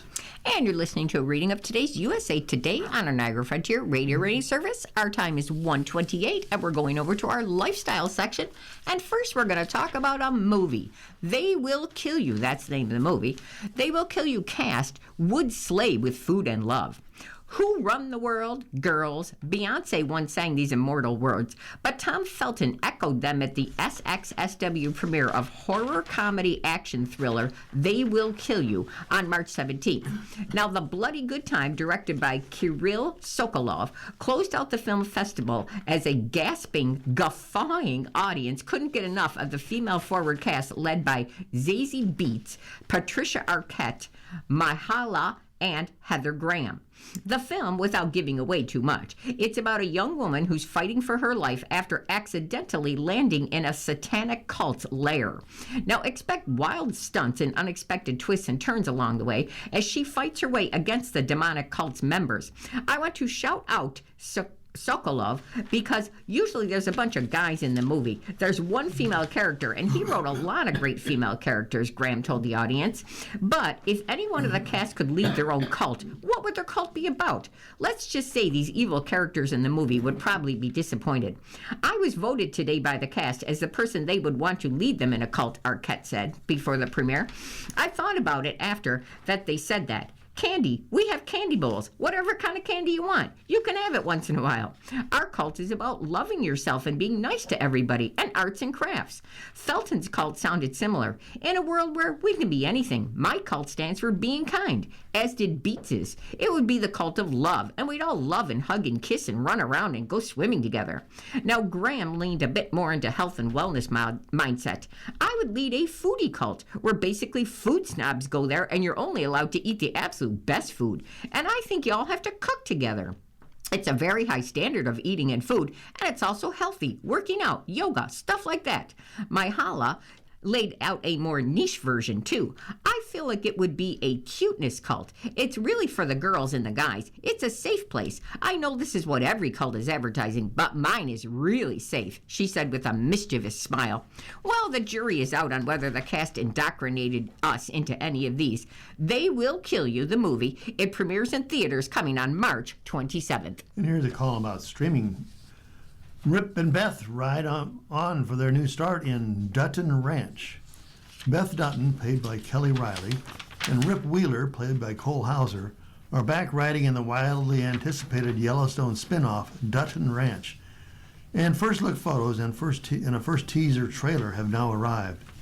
But in a huge twist, Beth and Rip have moved to Texas.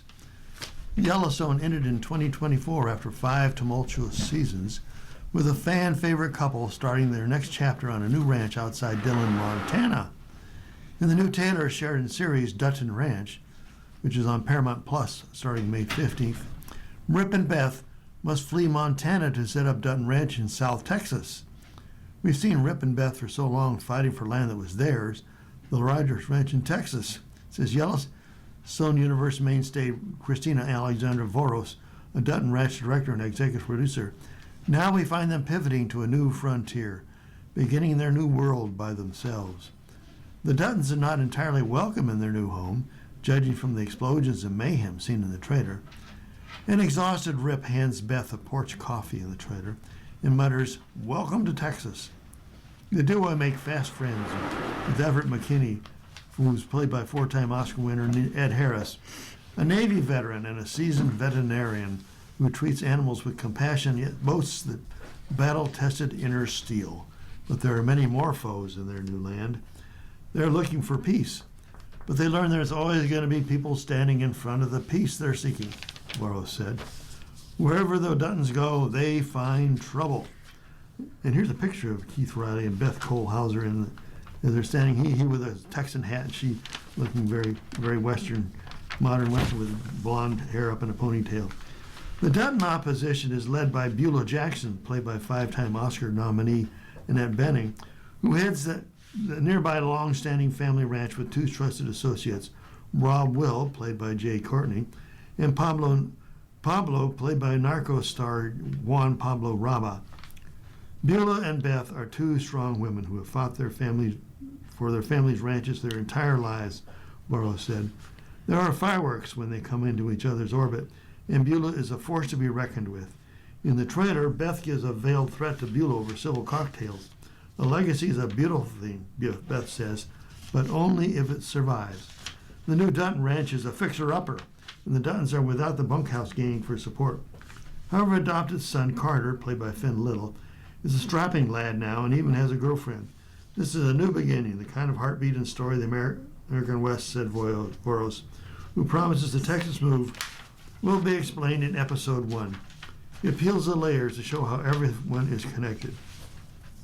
The new series arrives as a Dutton clan member Casey, played by Luke Grimes, is the focus of his own spin-off, the CBS series Marshals, without his own wife Monica Dutton, played by Kelsey Asbill, who has tragically died since Yellowstone. The hit procedural already has been renewed for a second season. Outside the Yellowstone universe, Sheridan's standalone series The Madison, directed by Voros, recently completed its run on Paramount Plus, with Michelle Pfeiffer's Stacy Clyburn moving to Montana to mourn her late husband, played by Kurt Russell. And now we're going to talk about books. Andy Weir makes science and math cool in his book Project Hail Mary. I should have known bringing Andy Weir to a science museum was like bringing a kid to a candy store and asking them to keep their hands in their pockets. Days before the movie Project Hail Mary comes out, the sci-fi author and I meet at the American Museum of Natural History in New York City. Now, the adaptation of Weir's 2021 novel, it stars Ryan Gosling as Ryland Grace, the former middle school science teacher and sole survivor of a last-ditch effort mission to save humanity from sun-eating microbes. Now, the book may be dense with what Gosling calls space math, but even the right brain finds something to love through blood pressure-raising mission and a lovable Craigie alien called Rocky. So therein lies Weir's hallmarks as a writer: hard math, humor, and high stakes. Before his first novel, The Martian, found a home at Penguin Random House back in 2014, he self-published it on his blog for free. Now, Weir's novels have a cult following of science nerds and casual readers also. I can confidently say that I've never seen another book read as widely on the New York City subway systems as the book Project Hail Mary. I thought I was writing this for a niche audience who wanted to see the math, Weir says. I thought I was writing it for 0.001% of people, but it turns out that a lot of people enjoyed it. They would just kind of like skim the math. They'd be like, I believe you. Watching Andy Weir geek out at the Science Museum, Weir's distracted, understandably so, because the museum houses an impressive collection of scaled models, factoids, and James Webb Space Telescope images. Now, upstairs in the Hayden Planetarium, a new short film that's narrated by Pedro Pascal is showing. Sporting a tan fedora and stuffing his hands in his pockets, Weir has a smile that's always primed for a nerdy joke. Now, we're accompanied here by Ruth Angus, who's the Museum Associate Curator of Astrophysics. They speak the same language. I feel like I'm kind of a third wheel. The two immediately start swapping trivia and relative distance analogies. Weir performs a very complicated math problem to one of these when prompted. His eyes are somewhere in the distance as he calculates, and his smile is unchanged. Now, both Weir and Angus came to science through fiction. Weir grew up reading his dad's boomer-era sci-fi, his holy trinity. It's the authors Isaac Asimov, Arthur C. Clarke, and Robert Heinlein. The movie Apollo 13, that was another big inspiration. Now, Angus, who describes herself as an uber nerd and a Weir fan, thinks the author has a hand in inspiring a new generation of science lovers. I think your books are doing what a lot of science communications wish that they could do, and that's write something that's so compelling that you just want to read it, and you might absorb some science along the way, Angus says. So many science communicators just want to grab the attention of people. Weir, though, humbly counters that science communicators have it much harder because they actually want to educate. Now, Weir says Gosling brought nuance to his Project Hail Mary. As a movie, Project Hail Mary is impressively faithful, recreating many pivotal scenes beat for beat. Weir was a producer, unlike in the Martian adaptation, which starred Matt Damon, where his only job was to cash the check. This time around, he was there for the filming and the major decision-making. I actually got to matter a bit, he says. He was the film's resident expert on the nitty-gritty stuff, which makes sense given some of the science he made up. He clarifies that most of it is accurate, but he's proud that you have to get down to the quantum level to find the blah, blah, blah, blah. I was the only source of information on that, he says. Now take note when you watch Gosling's character writing on the whiteboard in space. Before they shot those scenes, Weir wrote down the calculations to copy, and Gosling did his best to memorize. But then, while the camera was rolling, directors fed him the exact numbers via his earpiece. Though Weir says Gosling wasn't much interested in science, the actor cared that the film was as accurate as possible. And Gosling flies solo for much of the movie, a heavy lift of a role. He added a lot of nuance to the character, just via body language and alternate lines. He would come up with other lines. He got to ad lib, of course, so he ended up with a much deeper, more nuanced version of Ryland than I ever even wrote, Weir says. I think that's like my biggest weakness as a writer, in my own opinion, is character depth and complexity. I've come up with interesting plots and interesting fake science, but my characters are kind of shallow, and so I'm working on that. I want to get better. Creating alien sidekick Rocky in his project Hail Mary, directors Phil Lord and Chris Miller brought Weir's version of Rocky to life. Now, rather than CGI, puppeteers brought Ryland's bestie to life. Gosling, in another interview with USA Today, called the engineering-minded alien a bit of a diva for traveling with a glam squad of 6 puppeteers. Weir says it was Lord and Miller's experience in animation on Cloudy with a Chance of Meatballs and Spider-Man Into the Spider-Verse that made him want to work with them. He praised their execution of Rocky, which is exactly as it was in the book. I could not have done a better job, Weir says. They know how to do animation, and animation is what's necessary to have a faceless rock be something that you care about. It was all done via body language and motion. So forget saving humanity. It's this unexpected friendship that's the real jewel of the story. Now, readers of Project Hail Mary, they know how much the little alien can tug on your heartstrings. Weir shouldn't sell himself short, I point out. There is indeed plenty of emotion and character in that duo. This is me giving it a shot. This is me trying my hardest. This is my best, he says, curtsying. You're listening to a reading of today's USA Today on the Niagara Frontier Radio Reading Service. The time is 1:41. Hunter Hayes tracks personal growth in Evergreen. Hunter Hayes is a pretty private person when it comes to his personal life, but the singer-songwriter couldn't help but gush about how a chaotic trip with his favorite person led to the song Every Piece on Hayes' 6th studio album, Evergreen, which is out now. We still had fun, and that's not normal for me, Hayes, who's 34 years old, tells USA Today. The Grammy-nominated singer is the latest artist to perform for USA Today Acoustic, a series that provides a stage for notable and rising talent across the USA Today network.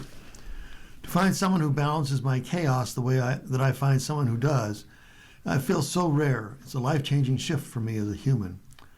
I love that I'm seen for all the pieces, not just like the pieces in the frame of the picture that you see when you put the puzzle together, but I feel like every piece is loved individually, and I also feel that way about this person. Hayes' hit, I Want Crazy, was released in 2013 on the deluxe version of his major label debut album, and saw a resurgence this year thanks to the fans feeling nostalgic for the song on TikTok. Hayes joined in on the fun, commenting on a few of the videos that used the song. In one video, a fan wrote that no one could understand how she related to the track's lyrics. Hayes joked that he could relate, however. His therapist could not. I was on my way to an intensive therapy session at an airport when I wrote that comment he recalls with a laugh. Talk about songs that teach you lessons. I can't count how many times I had the question in therapy of, are you sure you want crazy? Hayes is gearing up for the Evergreen Tour, a 22-date trek, which kicks off March 21st in Hopewell, Virginia, and wraps April 26th in Charleston, South Carolina. And while Wanted and I Want Crazy will make the set list, Hayes will not be searching for any chaos off stage. Meditation's been a big part of my life, he reveals. The good news is you don't have to be good at it to enjoy it, but that's a big one for me. Hayes says Evergreen calls back to his debut album. The origins of Evergreen date to 2018, a time of change in Hayes' life. He dealt with breakups in both his personal and professional life. At first, Evergreen was just a song, but Hayes knew it just meant to be a part of a larger project. The idea of it felt very mature, Hayes said of the song, which he co-wrote with Canadian country music songwriters Gordy Sampson, which are Carrie Underwood and Keith Urban, and Kelly Archer, who were Brett Young and Cody Johnson. It had a lot of nature and humanity in it. But I thought I would have to grow into that to write that album. The theme of the song, Evergreen, is love and the presence that lasts all seasons, like the tree. To go into writing an album about that, Hayes had to release 2019's Wild Blue and 2023's Red Sky. Hayes says the changes he went through in 2018 scared him at first, but ended up being the most beautiful thing that ever happened to him. It inspired Wild Blue, the first of what he loosely called a trilogy of LPs. Red Sky was a continuation of Wild Blue. The idea that he could go out into the world and explore new things without always seeking approval. Those two albums got him to a space where he could complete Evergreen. So much of Evergreen was, and I'm not there yet, but I'm getting there, he says. I also believe that when I dream, I can feel things. When I imagine things, I can feel things. My anxiety has been doing that for years. Why can't my hopes and optimism do the same thing? So that's what Evergreen kind of became, this place for your future self to talk to you. If you can't dream it, you can feel it. Well, he's no longer on a major label and working at a pace that better suits him. Hayes says lyrically, Evergreen and the deluxe version of his debut album share a lot of commonalities. It wasn't intentional, but the beautiful sort of full circle through line going through the two albums. Then they kind of talk to each other. Here's a picture of Hayes in front of on stage in front of USA Performance Acoustics. He's singing with eyes closed, his mouth in a kind of a grimace, like he's really being very serious and emotional about what he's singing. He brought songs together from his latest album to a performance for USA Today Acoustic, a series that provides a stage for notable and rising talent across USA Today Network. And now I'm going to take you back to our first section for my next article. It's about beavers. Beavers are helping fight climate change. The study says carbon dioxide is stored and not released. Forget groundhogs and their weather predictions. Now, fellow critters, beavers, are actually doing their part to combat climate change, one dam at a time, a new study says. Now, this new research, which was published on March 18th in the journal Communications, Earth and Environment, has, for the first time, calculated that carbon dioxide emitted and sequestered due to the engineering work by beavers in suitable wetland areas. Our findings show that beavers don't just change the landscapes, they fundamentally shift how carbon dioxide moves through them. The study's lead author, who is Joshua Larson of the University of Birmingham in the UK, said, now, by slowing water, trapping sediments, and expanding the wetlands, the beavers turn streams into powerful carbon sinks, which are a key part of our planet's carbon cycle. Carbon dioxide is the greenhouse gas that's most responsible for human-caused global warming. Now, the first of its kind study represents an important opportunity and a breakthrough for future nature-based climate solutions across Europe, they said. So, what's a carbon sink and why are they important? A carbon sink is any system that stores more carbon than it releases, according to the study's co-author. So instead of carbon going into the atmosphere, it just gets locked away in the soils, the sediments, and the vegetation. And that matters because gases like carbon dioxide and methane, they drive climate warming. So if we can store carbon in the landscapes for long periods, it reduces how much ends up in the atmosphere. So carbon sinks acts as a kind of a natural buffer against climate change. Where was this study conducted? Led by several European universities and numerous international partners, the study was conducted in a stream corridor in northern Switzerland, which has seen more than a decade of beaver activity. Beavers are powerful agents of carbon capture and absorption. Our research shows that beavers are powerful agents of carbon capture and absorption, the study co-author said. By reshaping waterways and creating rich wetland habitats, beavers, they physically change how carbon is stored across the landscapes. When scaled across all floodplain areas suitable for beaver recolonization in Switzerland, researchers estimate that beaver wetlands could offset 1.2% to 1.8% of the nation's annual carbon emissions and thereby deliver climate benefits without active human intervention or financial cost, according to the study. So how were beavers chosen for this study? Beavers are a unique wildlife species that, like no other animal, they have the capacity to reshape entire river valleys in terms of hydrology and ecology, they said. Overall, according to the study, beavers are increasingly returning to rivers and other natural landscapes across Europe following decades of collaborative conservation efforts. Now, their prolific damming activities are in many cases providing similar ecosystem benefits as we humans try with our engineering approaches, like creating our own wetlands and floodplains. The ongoing resurgence of beavers, especially in Europe, it presents us with an opportunity to further assess how and where these environmental benefits can be realized or not, and to provide further decision support for wildlife management. So, were the researchers surprised? Yes, they were very surprised, Hallberg said.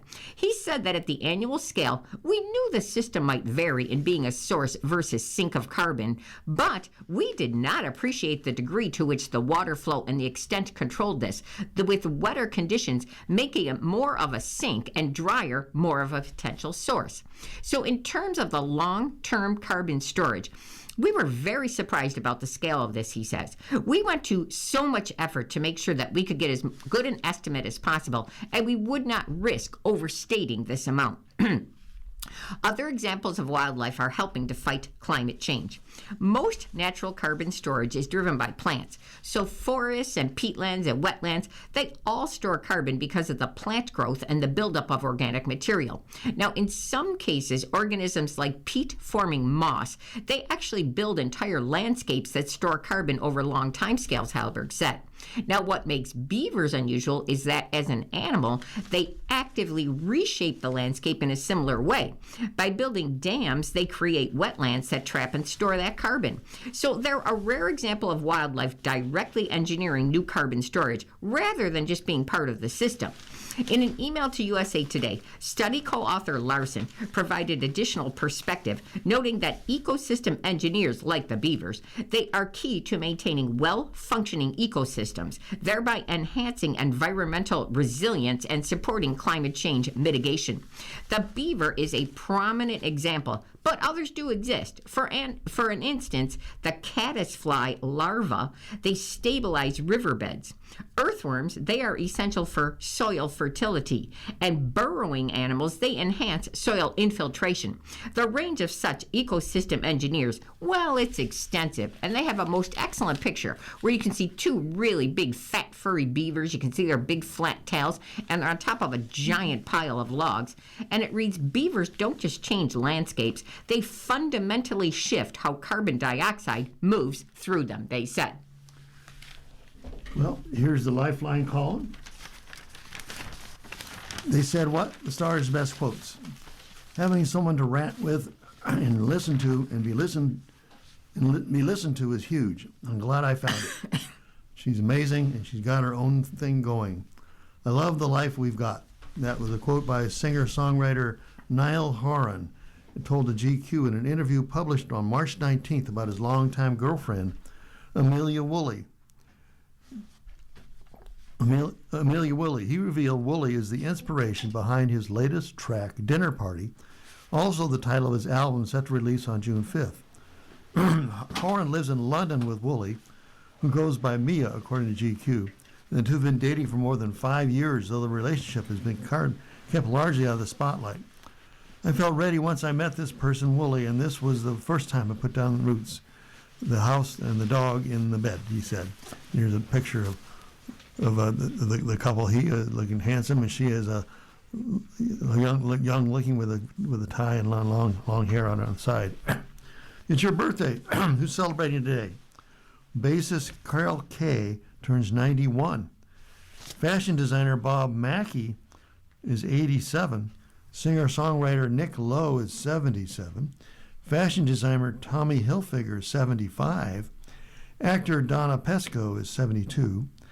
Actor Kelly LeBrock is 66. Singer Patterson Hood of the Drive-By Truckers is 62. Wrestler-actor Mark the Undertaker Calloway is 61. Actor Lara Flynn Boyle is 56. Comedian Tig Notaro is 55. Actor Jim Parsons is 53. And actor Allison Hannigan is 52. Here's your horoscopes. Aries, feeling emotionally frustrated, having to explain yourself before you actually know how you feel may be tricky today. Taurus, keeping up with your social life may feel frustrating today, feeling at odds with the expectation of others. Gemini, feeling the pressure of life's demands, prepare to feel a vague sense of irritation. Cancer, differing opinions may spark agitation today. Are someone's beliefs triggering an internal mental storm? Restore your peace. Leo, feeling overstimulated by the emotional undercurrents of others, you may be filtering everyone's tension. Virgo, you're wearing your emotions on your sleeve today, finding it nearly impossible to hide your frustration with others. Libra, responsibilities feel like a drain. A need for freedom may have you mentally restless. Scorpio, getting what you desire may be contingent upon forthright communication. Do you have the courage to ask for it? Sagittarius, internal irritation can impact your relationships. The Gemini moon activating Mars may have you feeling testy with no clear cause. Capricorn, mental overload around tasks and logistics. Think on your feet. Aquarius, what you desire may be all that you can think about. Are you tiptoeing around what you want? Pisces, is emotional sensitivity putting you on the defensive? Watch for being overly reactive. Well, you've been listening to a reading of USA Today for Tuesday, March 24th of 2026. We read USA Today weekdays at noon. For more information, call 821-5555. And your readers today have been Jody and Alan Blackburn. If you or people you know shop at any of the Dash's supermarkets, please save Dash's register tapes for radio reading. Our agency receives $2 for every $100 in Dash's register tapes. Radio reading has raised thousands of dollars so far. Anyone can drop off their Dash's tapes to the Niagara Frontier Radio Reading Service at 1199 Harlem Road, Cheektowaga, between William and Clinton Streets. Or Dash's tapes can be mailed to the Niagara Frontier Radio Reading Service at 1199 Harlem Road, Cheektowaga, New York, 14227. Any questions on Dash's tapes for radio reading? Call us at 716-821-5555, and thanks for caring. Radio Reading mails out a large print program schedule to our listeners every other month. If you have not received a Niagara Frontier Radio Reading Service large print program schedule in the mail, please call us at 716-821-5555. We will make sure that you receive one every other month. A Braille version of the schedule is also available upon request. Our number again is 716-821-5555.